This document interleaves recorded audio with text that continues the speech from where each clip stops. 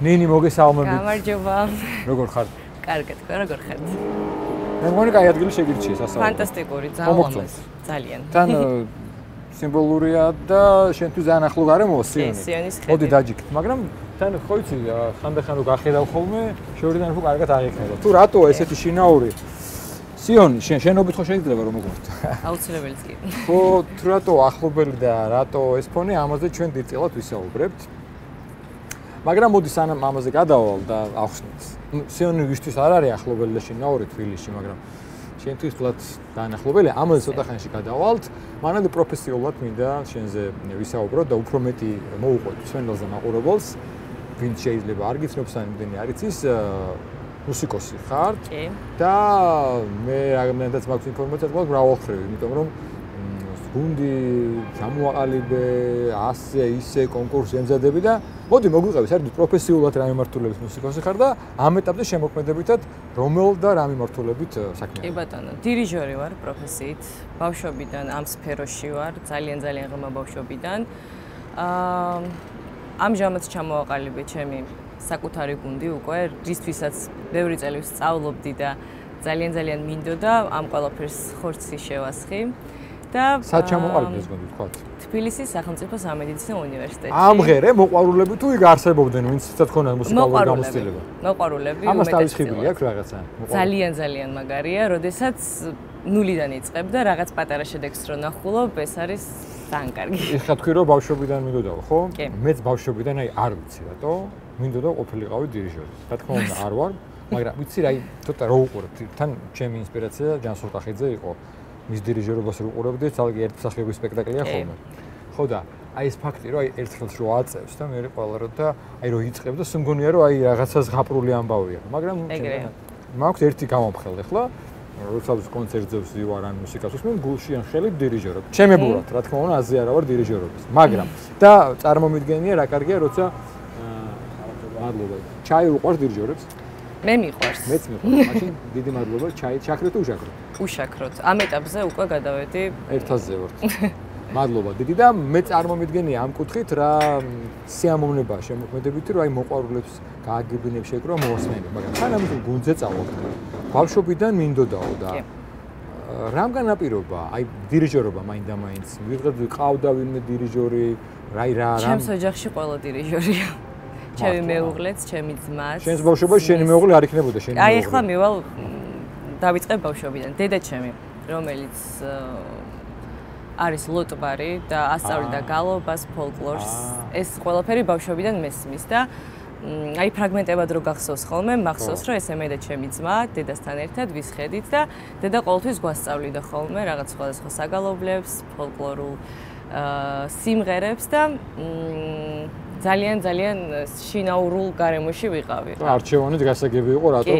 და ნუ დედამ განაპირობა ბევრწილად. და ძმაზეც და ჩემი ძმისაც. ჩემი ძმა ამჟამად არის ვენაში დაფუძნებული, ორკესტრი ყავს თავისი ქალაქ ბადენში. იქნება და ვენაში ჩავწერო ჩემი ძმა. გოსტოთ ავსტრიაში. მეუღლეც ასევე დირიჟორი არის. ნუ შევხვდით პროფესიულად ალბათ მეუღლეს, ხო? კი. ერთმანეთს შეხვდნენ კონსერვატორიაში, ისევე როგორც მე და ჩემი მეუღლე. ჩვენ ვიყავით კურსელები. და კი, ბავშვობამ განაპირობა ყველაზე მეტად ჩემი ეს არჩევანი. და დედა. და ეს გუნდი პირველი არის, სადაც ჩამოყალიბე და შენი საკუთარი გუნდი ყავს? კი, ჩემი საკუთარი გუნდი ეს არის პირველი.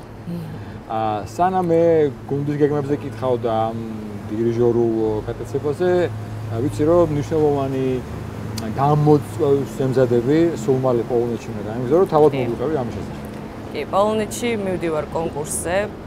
იმ ქალაქში, სადაც ვსწავლობდი და ეს ჩემთვის ძალიან მნიშვნელოვანია, ვროცლავი. კი, ძალიან ძვირფასი ქალაქია ჩემთვის, ძალიან მიყვარს იქაური ხალხიც, გარემოც და მიხარია რომ მივდივარ ამ კონკურსზე. ჩემთვის ნამდვილად ეს არის საერთაშორისო დირიჟორების კონკურსი.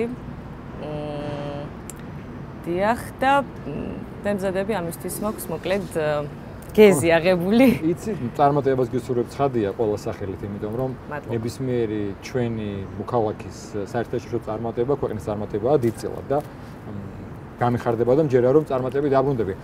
ეს კონკურსი შენ თქვი რომ იმ ქალაქში სადაც სწავლობდი და ჩემთვის ძვირფასია ეს გარემო და ლოგიკურია. რამ განაპირობა არის დაუშვათ დირიჟორების საკმაოდ მაღალი დონის კონკურსი და აქ წარმატება ნიშნავს შემდგომ შემოქმედებით განვითარებას თუ უკავშირდება იმას რომ იმ ქალაქში სადაც განათლება გინდა რომ საკმაოდ კარგი კონკურსი არის, საკმაოდ კარგი კონკურსი არის და სხვათა შორის წინა როდესაც იყო ეს წინა კონკურსი რამდენიმე წლის წინ გაიმარჯვა ქართველმა, ასევე ჩემი ძმის მეუღლემ სოფიამ. ოჯახი გაქვს მოკლედ დაიფყარით. ხო და რაღაცნაირი მოკლედ სოფლიოს დირიჟორი. სიმბოლურია. ცოტა ხანი მოდი იმაზე გადავიდეთ, ერთად დავიწყეთ რომ ძალიან ლოგიკურია რომ სიონის ფონად არის ჩვენთვის და აღნიშნე რომ დედა უთვარია, ბავშვობაში შეგვასწავლიდა და მე ვეტყვი საზოგადოებას რომ შენ სასულიერო პირიშვილი ხარ. ჩემთვის ძალიან ძვირფასი მამა ბესარიონის და ბევრისთვის მამა ბესარიონ წინცაძე, რომელიც მსახურობს სიონში და ასევე ბრძანდება თბილისის სასულიერო სემინარის და აკადემიის პრორექტორი და აი ვინც იცნობს ყველა დამეთანხმება რომ აი გამორჩეული მისი უბრალოებით, წესიერებით, ინტელექტით, განათლებით და თან ის არ არის ალბათ შემთხვევითი რომ ჩვენი დიდი პატრიარქის წმინდა ნაჩერაცული კალისტრატ წინცაძის ნათესავები ხართ და შთამომავლები. აი მღვდლის ოჯახში გაზრდილი სხვა გარემოა. თან მამა ბესარიონის მოძღვრისნაირ ოჯახში, იმიტომ რომ საოცრად აი ჩემთვის რაღაცა წესიერების მაგალითი მამა ბესარიონი. ოდიში რომ მამის ქათინაურების მოსმენა გიწევს შორიდან. ხო და მესმის რომ ეს ალბათ იყო ისეთი გარემო ჩვეულებრივი. ეკლესია, სასულიერო ცხოვრება, გალობა. როგორ გაიხსენებ ამ ბავშვობას და შენ თვითონ შენით თუ კითხვას გისვამ. არა იმიტომ რომ მამა ბესარიონის შვილი ხარ. შენით როდის დაუკავშირე და გადაწყვიტე რომ აი გინდა შენს ღმერთთან ურთიერთობა, სასულიერო რაღაცა უფრო მეტი განათლება. ამაზე თუ გაგვცემ პასუხს. დიახ. ნამდვილად ძალიან საამაყოა ჩემთვის ესეთი წინაპარი და ერთგვარი პასუხისმგებლობაც. ცხადია წმინდანის შთამომავლობა არ არის ადვილი. რაც შეეხება ჩემს დამოკიდებულებას, როგორც გითხარით, ბავშვობიდან ვგალობდი, მახსოვს, რომ აი სუსუ პატარები რო ვიყავით, დედას მივყავდით ხოლმე ეკლესიაში, სადაც მამა მსახურობდა და ერთ ფეხზე მე ვიჯექი, მეორე ფეხზე ჩემი ძმა და ესე უსმედით ხოლმე, როცა ჯერ დიდხანს დგომა არ შეგვეძლო ხოლმე და სულ ყოველთვის რა თქმა უნდა ტაძარი და ბავშვობიდან ესეა დიდ ადგილს იკავებს ჩემთვის და სულ გრძნობ ამ მადლს და სხვანაირ მფარველობას. ცხადია. გალობაზეც გითხარი და როგორც ვიცი გალობკიდეს, ხო, პარალელურად დირიჟორობისა. მაქვს ეს პატივი სიონში, სწორედ აქ. სიონის გალობელთა გუნდში, კირიე ლეისონს პატრიარქის კირიე ლეისონს, დიახ. ძალიან განსაკუთრებული საგალობელია ჩემთვის, სხვანაირი სითბოს და ემოციის მატარებელი და ძალიან მიხარია რომ ეს შესაძლებლობა მაქვს ხოლმე. რისთვისაც მადლობა მის რეგენტს, დავით მაჭავარიანს. დავით მაჭავარიანს მის მადლობას გადავუხდი არა მარტო ამისთვის, იმიტომ რომ მართლა შესანიშნავი გუნდი ჩამოყალიბდა თუმ და ვისაც ერთხელ მაინც გონია საშუალება მსახურებას დაესწრო სიონში, ნამდვილად არაჩვეულებრივ რომ ესმენია. როგორც დირიჟორს რეგენტობა ხო არ გიცდე, ხო არ ქონია შემთხვევა? არ ხორგიფი არა, მაგრამ ყოველთვის დედა რო ატარებდა ხოლმე გაკვეთილებს, მე გვერდზე ვეჯექი და პატარა ასისტენტი ვიყავი ხოლმე. მაგრამ ამ მართლობით არ მოგდა. მე თვითონ არ მქონია ეს მცდელობა. კარგი. რა პასუხისმგებლობაა? როცა ხარ ერის ადამიანი, გაქვს შენი პროფესია, შენი შემოქმედებითი ცხოვრება, შენი პირადი ოჯახი და თან ხარ მღვდლის შვილი.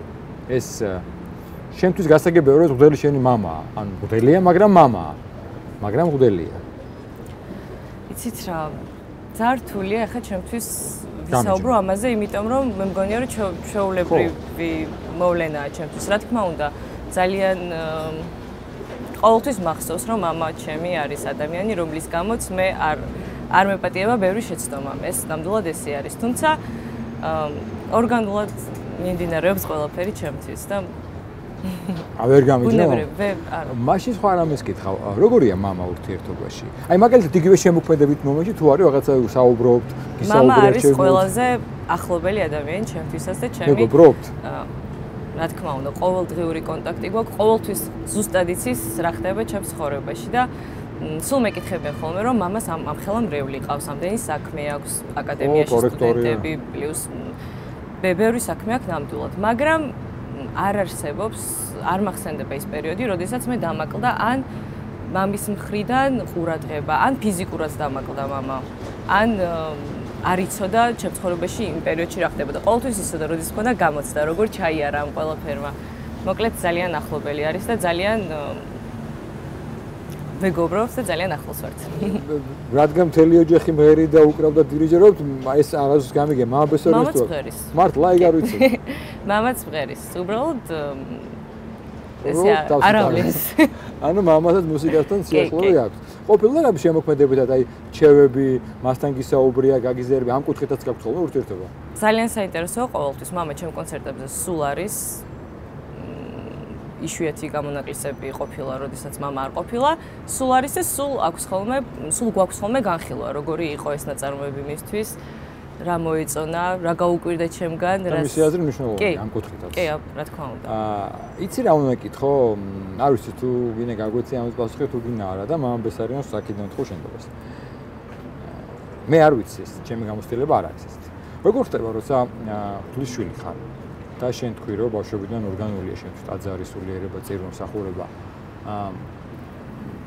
ამაზე, აი, გესაუბრებოდათ ხოლმე მამა, სიტყვაზე მისი მოვალეობა, ფუნქცია, მრევლს წარუძღვეს წინ, აუხსნას, მაგრამ შვილი კიდე შვილია, ხო? აი ეს დეტალები როგორ იყო, სანამ უკვე დამოუკიდებლად დასული ადამიანი გახდებოდი და შენი გადაწყვეტი. ერეოდა სულიერ ცხოვრებაში, ან ყოფილა შემთხვევა, რომ აი შეიძლება არ გინდოდა, მაგრამ მამას ხათრის მისვლა. ეს მომენტი როგორ იყო? ან ამაზე იყო ხოლმე საუბრები მამასთან?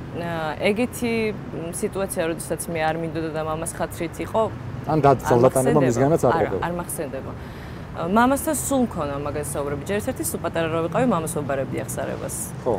კი, და ეს დისკომფორტი არ ქონდა, რომ მამაა და სუფთა ადამიანი ხარ, ეთყობა ძალიან და არ გერითო.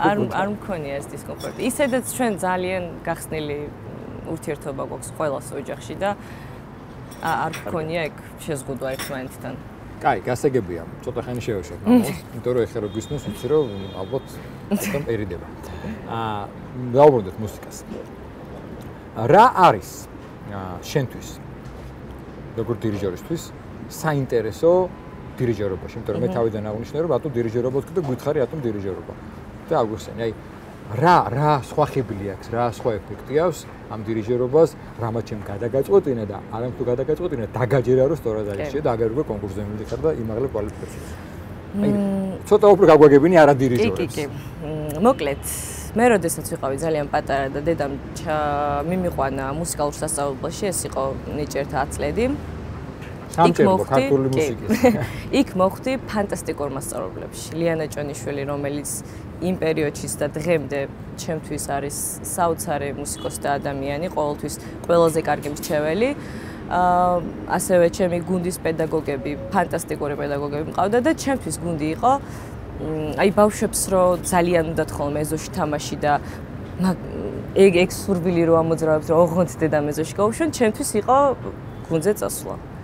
კი, ჩემთვის ყველაზე დიდი განტვირთვა, ყველაზე დიდი გართობა, იქ ურთიერთობები რაც ბავშვებთან მქონდა, ძალიან მაგარი იყო და ამ ყველაფერს ქმნიდან ის ადამიანები და მე სულ ეხლა უკვე ჩემი საკუთარი გუნდი რომ მყავს, მინდა რომ ეს ჩემი გამოცდილება, სიყვარული გუნდისადმი, რაც მე ჩამინერგეს ზუსტად ეს გადავცე და ეს ატმოსფერო შეიქმნეს ჩემ გუნდშიც და ყველა შევაყვარო ესე ძალიან მუსიკა, როგორც მე შემაყვარეს ჩემმა პედაგოგებმა. ის მართალია, რომ დირიჟორი მკაცრი უნდა იყოსო? არა, მე არ ვეთანხმები მაგას. დირიჟორი უნდა იყოს უბრალოდ ობიექტური, უნდა იყოს მეგობარი პირველ რიგში გუნდის წევრების. აუცილებელი არის და მგონია რომ პატივისცემით უფრო მეტად ვიდრე სიმკაცრით. ხო, ეს ცოტა ის სტერეოტიპულია, რომ დირიჟორები ძალიან კარგი. ან შეიძლება მართლა იყვნენ? ჩემი არც ერთი გუნდის პედაგოგი არ ყოფილა მკაცრი. ჩემი მართ არავინ არ ყოფილა მკაცრი და მე მქონდა ის პატივისცემაც, რიდიც დისციპლინაც იყო გუნდში. რა გეგმები გაქვთ გუნდის მიმართულებით, დირიჟორის მიმართულებით გითხარი კონკურსი, განვითარება, წინსვლა ცხადია და უცხადესია. თუ აი ახლო მომავალს შეიძლება მოვისმინოთ თქვენი კონცერტი. კი, ჩვენ ვიმზადებით. ჯერ არა. რამდენი ხანია რაც არის? სულ 2 თვეა. სულ 2 თვეა და ინტენსიურად მიმდინარეობს რეპეტიციები, ვიმზადებით. რამდენი წევრი ყავს? უკვე 40-მდე. გოგონები თუ შერეულია? შერეული გუნდია, გოგონებიც და ბიჭებიც. და უმეტესობა აქედან მოყვარულია? კი. ხო, რა მოგარია. კი, უმეტესობა მოყვარულია ნამდვილად. 40-მდე წევრი მყავს უკვე, ძალიან მეგობრობთ, ინტენსიურად მიმდინარეობს რეპეტიციები და ვემზადებით დეკემბერში უკვე საახალწლო კონცერტზე წარსდგებით მაყურებლის და მსმენელის წინაშე და ძალიან მიხარია. ამ წელს რამდენიმე 2 თვეზე ნაკლებ თვენახევარი დარჩა და ორი მნიშვნელოვანი ეს გაქვთ, რა ქვია. სანგარიშო შემოქმედებით, იმიტომ რომ მოდი დავუბრუნდეთ ისევ სიონს. ალბათ პასუხი ნათელია, რადგან თქვი რომ გავლობ სიონში, სიონის ბრეული ხარ? თუ სხვაგან ყავს მოძღვარი? სხვაგან ყავს მოძღვარი. გაგვაქვს რომ ნიკოლოზის ეკლესიაში, თუმცა სიონში. დიახ, თუმცა სიონში დიდ დროს ვატარებ და დიდ ნაწილს ჩემი ცხოვრების. შენთვის რა არის ყველაზე მნიშვნელოვანი? აი თითქოს აი წარმოვიდგინე რომ რაღაც ესეთი კონკურსი ან ესეთი გამოცდაა, რომ აი ორი სიტყვით გითხარი რა არის შენთვის მნიშვნელოვანი ქრისტიანობაში ან ეკლესიურობაში, რის გამოც შენ აქ ხარ, აი რას გამოყოფთ? რა მოგივა თავში პირველად? რის გამოც შენ გიყვარს, მოგწონს, გინდა დადიხარ, არა იმიტომ რომ უდლიშვილი ხარ, არა იმიტომ რომ ოჯახმაგით ხარ, არა იმიტომ რომ წესია, უბრალოდ შენი მოთხოვნილება არის გამოცარი, რომ ყოველთვის რასაც გრძნობ, ყველა ახალ ეტაპზე ყოველ დღე, ყოველდღიურად არის ის, რომ ძალიან მეხმარება ღმერთი, ყოველთვის და ყოველთვის მადლიერი ვარ ამის გამო და არ მინდა რომ ეს მადლიერება ოდესმე დავკარგო. ამიტომ ეს უბრალოდ შენი ვალი არის, რომ მადლობა უთხრა ღმერთს და უფრო ახლოს იგრძნო ეს ყველაფერი. აი ახლოს იგრძნო, კარგი რამ ვთქვით, იმიტომ რომ ჩვენ როცა უსმენთ განმარტებებს, წმინდანებს, თანამედროვე მოძღვრებს, ყველა უსვამს თავარს ხას, რომ თუ არ მოხდა ცოცხალი ურთიერთობა ღმერთთან, აი შენი პირადი ურთიერთობა, იმიტომ რომ ჩვენ ხო ცოცხალი ღმერთი გვწამს. ამიტომაც შენობით მიმართავ თუ დავაკვირდებით ლოცვებში, ხო? არ მიმართავ თქვენობით ან რაღაც აბსტრაქტული უყვარს ხოლმე ზეცა და ბუნება, არა. ცოცხალ ღმერთზე გვაქვს საუბარი. და ეს ურთიერთობა თუ არ შედგა, არ არის ხოლმე ნაყოფი. აი ცოცხალ ურთიერთობა ეხა ისე არავინ გაიგოს რომ აქ ღმერთი დაგვიждდება და ჩაიზდავლოს მასთან ერთად. თუმცა ბევრი ადამიანის სახით შეიძლება ღმერთი გველაპარაკებდეს, ეს სხვა თემაა, მაგრამ გიგრძნია ეს რომ აი ესმის შენი ურთიერთობა, კონტაქტი გაქვს, აი რაღაცა მადლისმიერი ურთიერთობას როგორ ვთქვი, გიგრძნია? ბევრჯერ მიგრძნია და ზუსტად მაგიტომ არის რომ ესე ძალიან წამს და მჯერა და ვენდობი ყველა ეტაპზე. რა კარგია, მომიხარია ეგ ამბავი და მომწონს და ისევ ვკითხავ, რადგან თქვი რომ კირიელეისონს ასრულებ ხო სიონშიო? სხვა საგალობლებში ხო არ გიცდია, ან ხო არ გიგალობია, ან აი რატო იცი რომ ბევრი მუსიკოსი ჩემთვის თქვამთ რომ აი საგალობლოზე მივადგებით ყველა აღიარებენ ეს არის რაღაცა სხვა და იმით აღუწერელი, მაგრამ ყველა ძალიან სიფრთხილით უდგება. ძალიან სიფრთხილით. შენ გაქეთ რაღაც სიფრთხილე თუ რა არის მომენტი რის გამოც ნაკლებად გალობა და უფრო საგუნდო მიმართულება. სიმართლე გითხრათ, ტაძარში ესე არ მიგალობია მე სხვა საგალობლები.